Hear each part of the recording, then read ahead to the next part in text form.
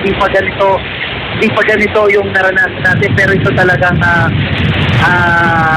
hindi ko na lang ma-imagine kung anong pinsala maaari idulit ito doon sa mga kababayan natin na nasa sa low-lying areas pa. Yung sitwasyon dito, lahat ay nagkukubli, walang lumalabas, walang nagtataka lumabas dahil dyan talagang literal na tatangayin yung mga tao dito sa sobrang lakas. Para siyang buga ng eroplano. Ganun siya kalakas. At pabukso-bukso, merong time na humihina, bubuelo lang, sobrang lakas, iikot yung hangin, para ka na sa loob ng washing machine. Yun ang itsura namin, yun ang sitwasyon namin dito kung saan kami nakapwesto. At wala nang kuryente dito, pinatay na yung kuryente, buti kahit pa paano may tubig. At yung aircon dito, no, igan doon sa kwarto namin, tinulak pa loob yung pader ng hotel, medyo nag-crack dahil sa sobrang lakas. Hangin lang yun, sobrang lakas ang hangin, nag-crack yung pader na kwarto namin dito. Kaya ito yung sitwasyon, patuloy na bumabayo yung hangin, walang senyales na humuhupa siya.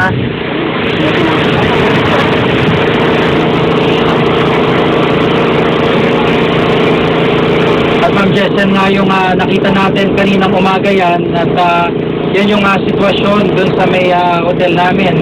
Bago kami bumaba at nagpunta dito nga Palo, ganun kalakas ang hangin na aming naranasan. Gana na nga nabanggit, first time kong nakaranas ng ganito kalakas na klaseng bagyo, at tila talaga nasa pool kami. Masasabi ko nga nasa pool kami nung mata nitong bagyo nito, Ma'am Jess. Okay, sige, ulitin lang natin ang agaran pong kailangan ng mga kababayan natin sa Leyte ngayon, bukod sa walang kuryente doon, kailangan po ng rescue dahil dun sa storm surge na nangyari, umakyat ho yung tubig. Ang kwento ho sa atin ni Jiggy ay hanggang second floor. At some point, no, nung kanilang tinutuluyang hotel ang mga kasamahan po namin na iba dun sa Leyte. At yung tubig, pagkain, very urgent needs po yan ngayon. At syempre nga ho yung pag-rescue dun sa mga kababayan natin na maaring na-trap pa dahil po dun sa biglang pagtaas ng tubig dagat na pumasok din po sa mga komunidad sa Tacloban at maging sa ibang coastal areas ng lalawigan ng Leyte.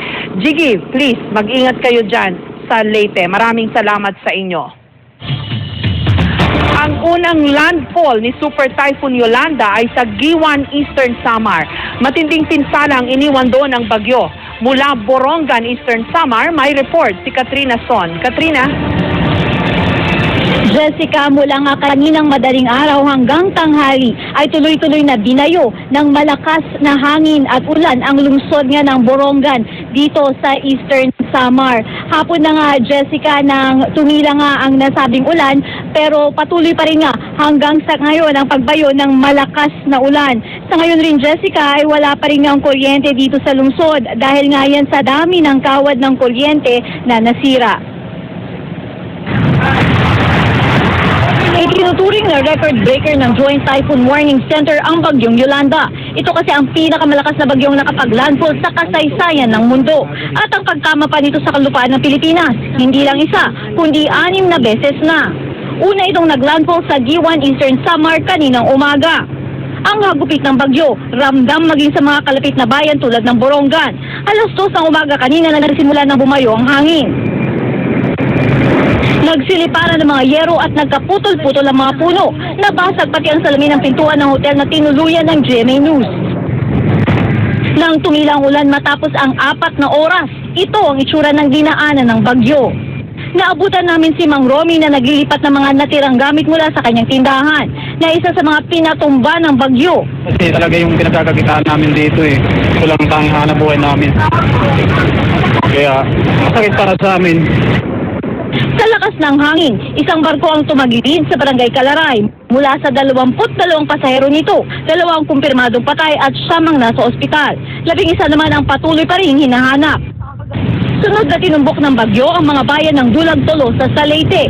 At ito ang naging sitwasyon sa Ormoc na ilang kilometro lang ang layo. Ganito naman ang mga naging tagpo sa bayan ng Palo.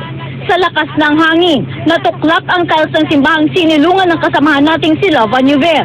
Pero tila doble ang bangis ng bagyong gumising sa mga taga-Tacloban. Di rin nakaiwas sa bangis ng bagyong Yolanda ang Cebu, nang magkasunod na naglandfall ang bagyo sa daan Bantayan sa isla ng Bantayan. Ang paghampas ng hangin, sinabayan pa ng nagngangalit na alon. Sa Danau City, nadaganan ng poste ng kuryente ang isang pampasaherong jeep. Swerte namang nakatira sa mga pasahero nito. May mga bahaging nawasak at mga barangay na binaha. Sa Cebu City naman, nadali ang tet na sinilungan ng mga biktima ng lindol, pati ang mga century-old acacia tree na nasa tapat lang ng Magellan's Cross. Ginawang evacuation site ang Cebu City Hall. Dito rin sumulong ang mga stranded na pasahero ng barko. Bago naman magtanghali kanina, tumama sa Concepcion, Iloilo ang bagyong Yolanda. Unang pinuntirya ng super typhoon ang mga bayan sa 3rd, 4th at 5th district ng probinsya. Hindi rin ubra kahit pa ang mga nalalakihang puno, lalo na ang mga kubo. Wala pang isang oras na bumabayo ang bagyo. Ito na ang naging pinsala. Hanggang ngayon patuloy ang pagtaya ng PDRRMC at CDRRMO sa mga napinsala ng bagyo sa mga lugar na unang binayo nito. Sa gitna ng pagbayo ng bagyo, isang ginang ang napaanak sa loob ng evacuation center sa Rojas City, Capiz. Buti at may kasama silang kumadrona roon, kaya't ligtas na nailuwal ang lalaking sanggol na pinangalan ng Yolando, hango sa pangalan ng Super Typhoon Yolanda. At Jessica, update nga lang dyan sa tumagilid nga na barko. 14 na nga ngayon ang nakasurvive dyan sa insidenteng yan. Yan ay sina Elmer Fan